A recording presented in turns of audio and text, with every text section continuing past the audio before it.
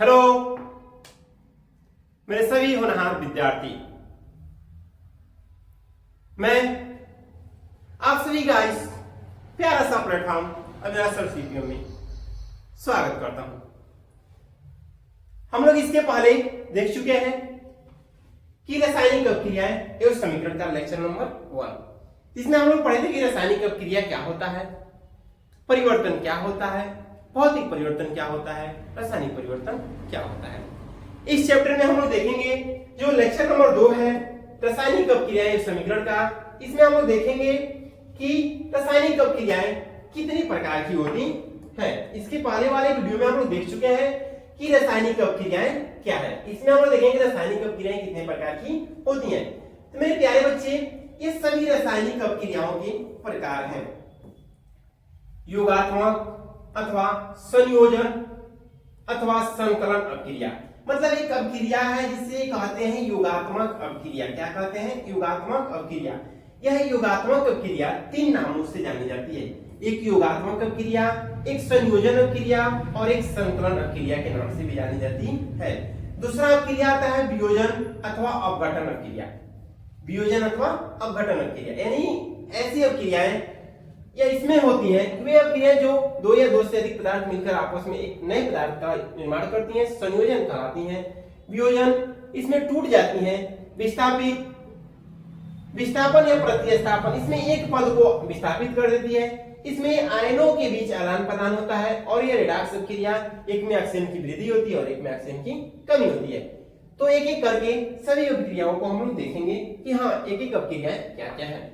First है योगात्मक संयोजन अथवा संकलन अभिक्रिया। देखिए क्या कह रहा है कि वे रासायनिक अभिक्रियाएं जिनमें 2 या 2 से अधिक, कम से कम कितने मेरे प्यारे बच्चे, 2 या 2 से अधिक अभिकारक आपस में मिलकर संयोग करके एक नए पदार्थ का निर्माण करते हैं। यानी यहाँ पर एक नए पदार्थ बनते हैं।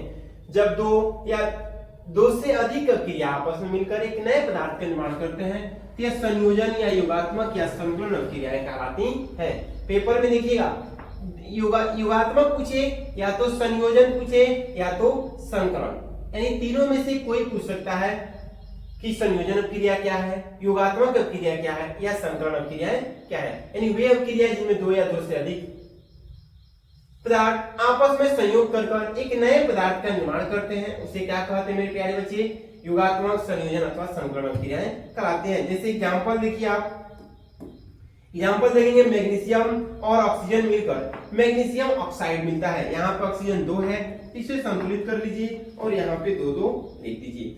सोडियम क्लोराइड मिलकर सोडियम क्लोराइड बनता है, यहाँ पे 2 है, यहाँ भी 2 लिखिए। यह आपके एग्जाम्पल बहुत ज्यादा इंपॉर्टेंट होता है क्योंकि एग्जाम्पल से एग्जामिनर को बहुत आसान होती है कॉपी को चेक करना। आप समझ गए कि योगात्मक संयोजन और संकलन अभिक्रिया क्या है। आइए उसके कुछ प्रकार होते हैं। जैसे उष्मा से भी जब 2 मिलते हैं तो उष्मा भी निकलता है बाहर, और एक में उष्मा की कमी होती है और एक में उष्मा की क्या होती है, वृद्धि होती है। यह ए है। इसके साथ एक और अभिक्रिया होती है जिसे कहा जाता है उष्मा सोपसी, बी नंबर पे होती है।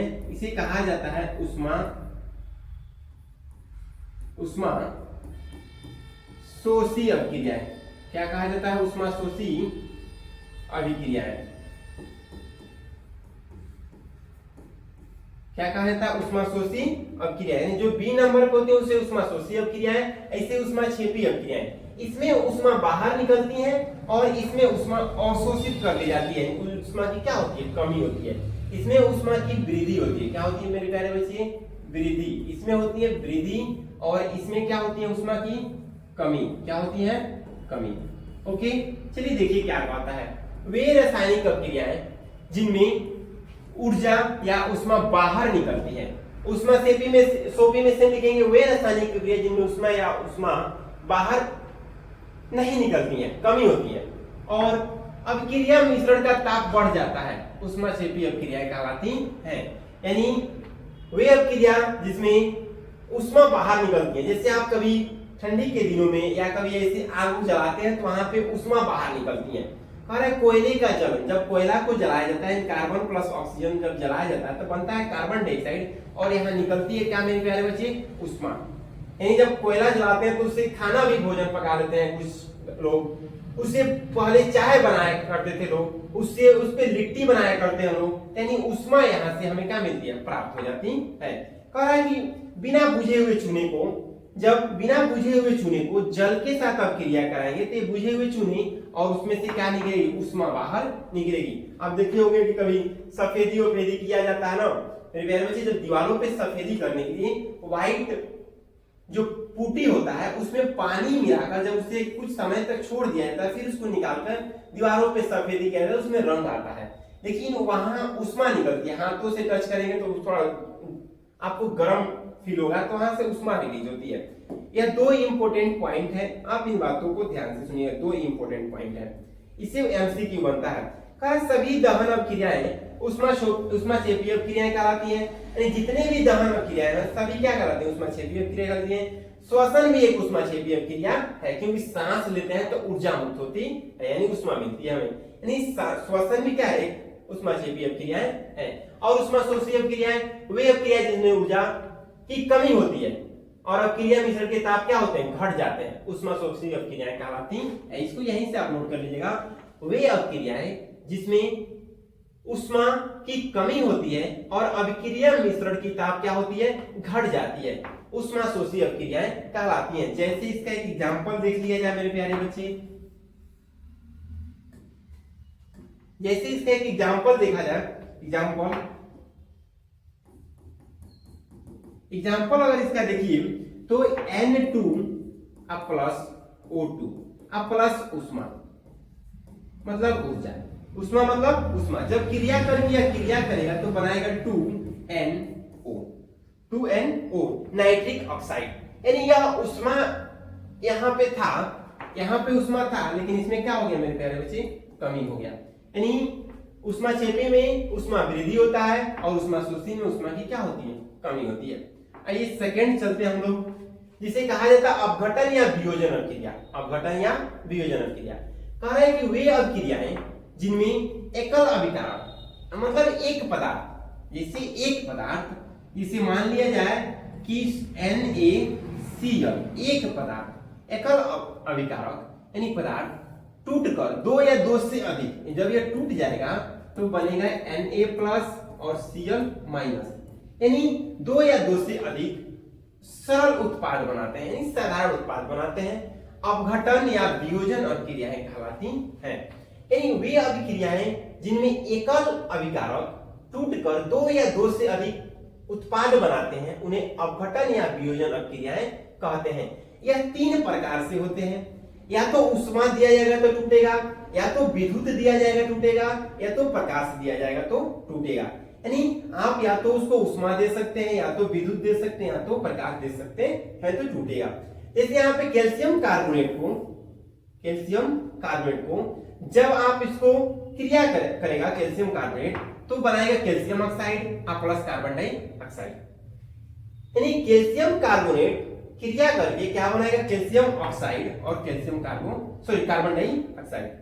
वैसे कहा सिल्वर क्लोराइड, यानी यहाँ पे जो है ये सिल्वर क्लोराइड जब क्रिया करेगा तो टूट जाएगा सिल्वर और क्लोराइड में, यानी AgCl में क्या हो जाएगा, टूट जाएगा।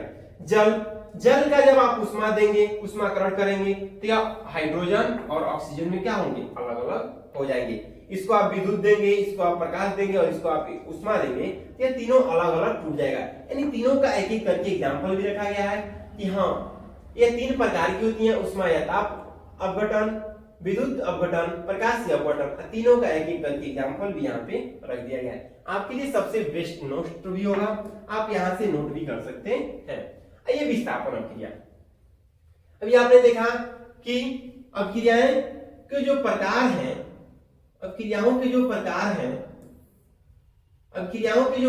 हैं, आपने यहाँ पे देखा था कि योगात्मक अथवा संयोजन, वियोजन हो गया।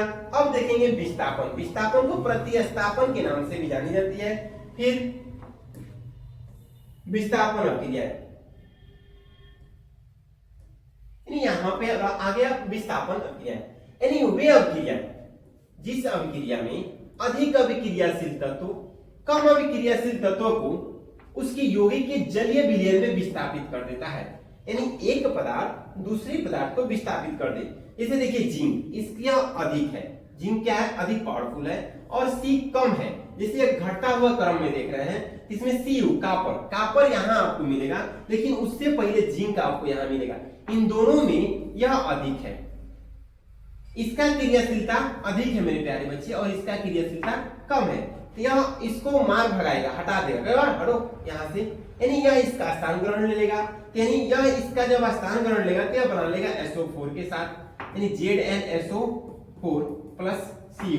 जैसे आप देखे होंगे, ऐसे आप रियल लाइफ में एक एग्जांपल को समझिए कि जो आपके क्रॉस है, तो जब आपसे एक नया और अधिक ताकतवर, अधिक क्रियाशील, अधिक पैसे वाले, अधिक टैलेंट वाले दोस्त मिलते हैं, तो उस आपको स्किप करके उसके साथ रहना पसंद करते हैं। लड़कों में भी ऐसे दोस्ती होती है कि आज इसके साथ दोस्त हुए, कल इससे कुछ हो गया तो इसको छोड़ो, इससे ज्यादा पावर वाला आ गया तो इसके साथ रहो। वैसे तत्वों में भी दोस्ती है भाई। ये तत्व क्या करता है कि कम क्रियाशील तत्वों को विस्थापित करता है और उसका स्थान ग्रहण आसानी से कर लेता है, उसे कहा जाता है विस्थापन अभिक्रिया। यानी वह अभिक्रिया जिसमें कम क्रियाशील तत्वों को विस्थापित कर उसके स्थान पर अधिक क्रियाशील तत्व आ जाए, उसे हम कहते हैं विस्थापन अभिक्रिया। जैसे जिंक में कॉपर सल्फेट को जब क्रिया कराया तो जिंक सल्फेट बन गया और कॉपर को हटा दिया। वैसे आयरन से जब कॉपर सल्फेट का क्रिया हुआ, आयरन सल्फेट बना, सॉरी फेरस सल्फेट बना और उसको कॉपर को हटा दिया। और यहाँ पे Ag, यानी जब Ag से CuSO4 की क्रिया करेंगे, इसका कोई रिएक्शन नहीं होगा। क्यों नहीं होगा? ये देखिए Cu इससे अधिक क्रियाशील है और यह कम है, तो यह इसको हटा ही नहीं सकता है, और ये जैसे है वैसे के वैसे इसका रिएक्शन हो जाएगा, कोई अभिक्रिया इसमें नहीं होगा। बात समझ में आ गया? चलिए आगे चलते हैं। द्विविस्थापन अभिक्रिया, यानी वे रासायनिक अभिक्रिया जिसमें आयनों का, किसका मेरे प्यारे बच्चे, आयनों का आदान प्रदान होता है। आयनों,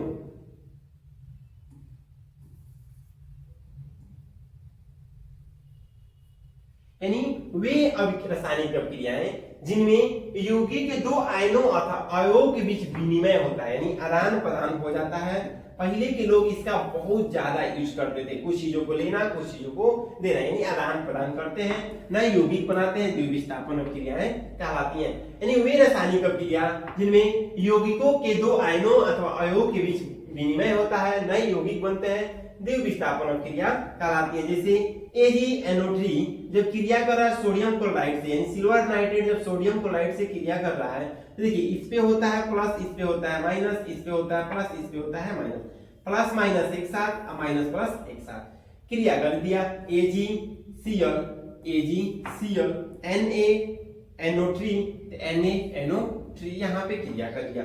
वैसे बेरिलियम क्लोराइड B पे होगा प्लस, Cl पे होगा माइनस, इस पे होगा प्लस, इस पे होगा माइनस। ध्यान रखिएगा, कभी भी पहले प्लस लिखी जाती है, फिर क्या लिखी जाती है, माइनस। जैसे इस एग्जांपल को यहाँ पे समझिए कि BaCl, तो Ba पे प्लस होगा और Cl पे क्या होगा मेरे प्यारे बच्चे, माइनस।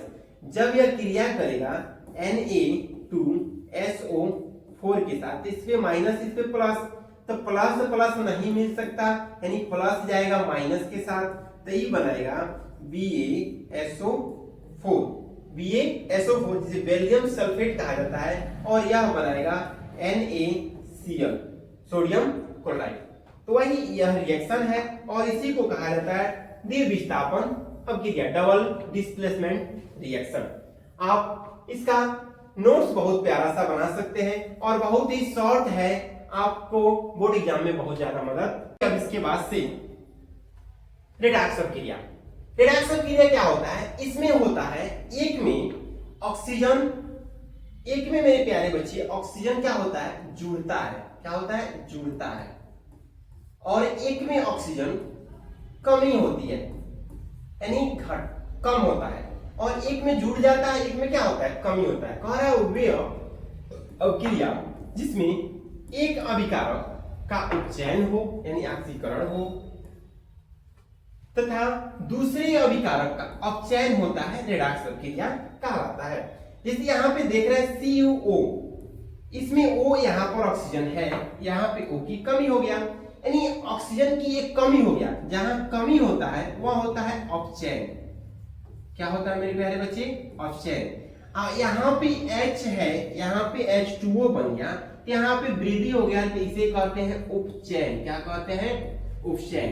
यानी अपचयन और उपचयन अभिक्रिया भी यहाँ से समझ गए कि वे रासायनिक अभिक्रिया जिसमें ऑक्सीजन की कमी हो अपचयन कहलाती है, और वे अभिक्रिया जिसमें ऑक्सीजन की वृद्धि हो उपचयन कहलाती है। आइए देख लेते हैं अपचयन और उपचयन अभिक्रियाएं क्या है। वे रासायनिक अभिक्रियाएं जिनमें पदार्थ या तत्व में ऑक्सीजन जुड़ती है। ऑक्सीजन क्या होती है? जुड़ती है। देखिए यहाँ पे H2O जल बना, ऑक्सीजन जुड़ा तो अपचयन कहलाया।